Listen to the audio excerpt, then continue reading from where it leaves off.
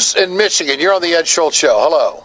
Hi, Ed. I just wanted to comment on all the great work you've done in Wisconsin. I've been there. I've actually visited your booth you had set up in Wisconsin. I know we've got to recall Scott Walker. Is just too radical. My booth? I had a booth set up? Well, your production there downtown in Wisconsin. All right. Our TV show. I got you. All right. TV show, exactly. I didn't know I had a booth up there. That'd be news to me. But I wouldn't put it past those wonderful fans. I'll tell you that. But I want to give you breaking news. We're also doing a recall in Michigan on Governor Snyder, and he is just as bad or worse than Governor Walker. All right, now I knew that there was an effort to do it, but I didn't know where. Well, you argued me new news. What is the deal on the? How many signatures you got to have? What's happening? We need 807,000 signatures. We want to get 1.2 million, just so we have a cushion. And I just heard 5 minutes ago that the new language. This is our second chance, our second shot at it.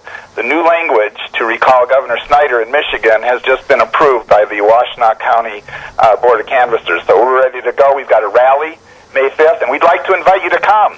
All right, let's back up a little bit here. What do you mean it's your second effort? We had a recall effort last summer that failed. We got 500,000 signatures.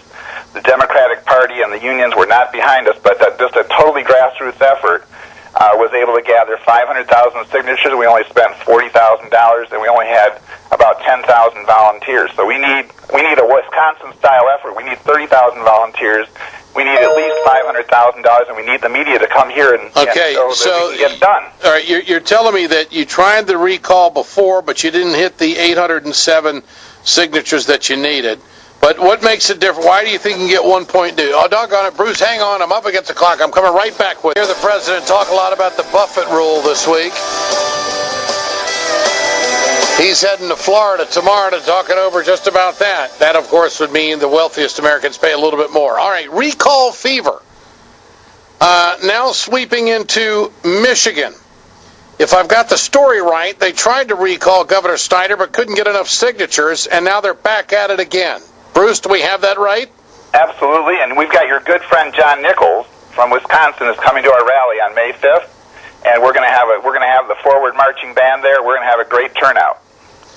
Well, you asked me if I could make it. I can't. I will be on the West Coast that weekend. I apologize. But anyway. We'll send some people. All right. We'll send you video. Put it on the show. I'll put it on before. But I don't understand. Okay, how do you fall short of a recall petition? I mean, why didn't you just keep gathering until you got 807 signatures? Well, you've got a time period.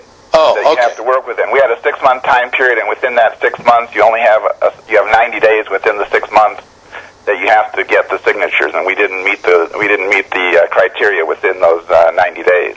All right. So you got 90 days to get 1.2 million, right? Right. And you want to get 1.2 million because look, there's always some goofballs in there too, right? Oh yeah, there's always a few bad ones. Yeah, I got you. All right. So when is this going to start? We're going to have the petitions. The language got approved this afternoon. We're probably going to have the petitions by the end of April. We'll be able to start collecting signatures. The rally's on May 5th. We need people from all over the state of Michigan to come out to the Capitol in Lansing on May 5th at 2 o'clock. All right. Give me a time frame. Let's say you get enough, you submit, it gets sanctioned. When would the recall be? Well, if we get enough signatures within the 90 days, then they'll have to go through the verification process, obviously, and then the up or down question whether to recall Governor Snyder would be on the November ballot, and then the lieutenant, if he's recalled, if that's a yes vote by the statewide, then we would have a special election. Lieutenant governor becomes governor until the new election. So looking at sometime in February, we would have an election for a new governor, and we'd obviously have a Democratic candidate running against a Republican candidate. All right, and of course, the big thing that you folks are upset about is the financial manager's law, right? Well, that's a big one. 48,000 children have been thrown off of public assistance. They've messed with the redistricting in Oakland County, which is the biggest county in Michigan. In fact, Rachel Maddow just covered a great story in Michigan where they're putting almost all the bills into what they call immediate effect.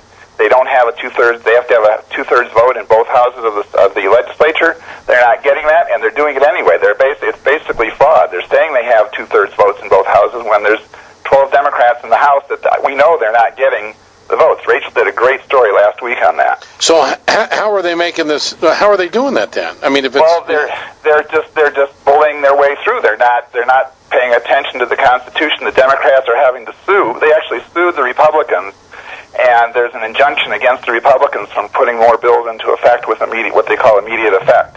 Okay. Well, this is interesting. I don't feel the Snyder recall. Is the fervor and passion throughout the state as strong as you think it is? I mean, 1.2 million people to sign. That's a heavy lift.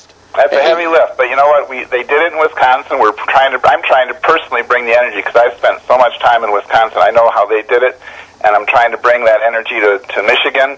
And I think now that, with the consent agreement in Detroit, with the illegal putting bills into immediate effect, with the emergency managers that are all over the state taking over cities, doing away, basically we've had an abortion of democracy in the state of Michigan. I'm looking forward to the march. This doesn't sound very organic. I'm not trying to throw cold water on it, but it was groundswell in Ohio. It was groundswell in Michigan. I hope it's that way, or this groundswell in Wisconsin. I hope it's that way in Michigan. We're working on it. We've got a lot of buzz going in Michigan. All right. I will help you as best I can. Thank you. We'd love to have you here, Ed. All right. Appreciate your call. Thanks, Bruce. Let's go to this.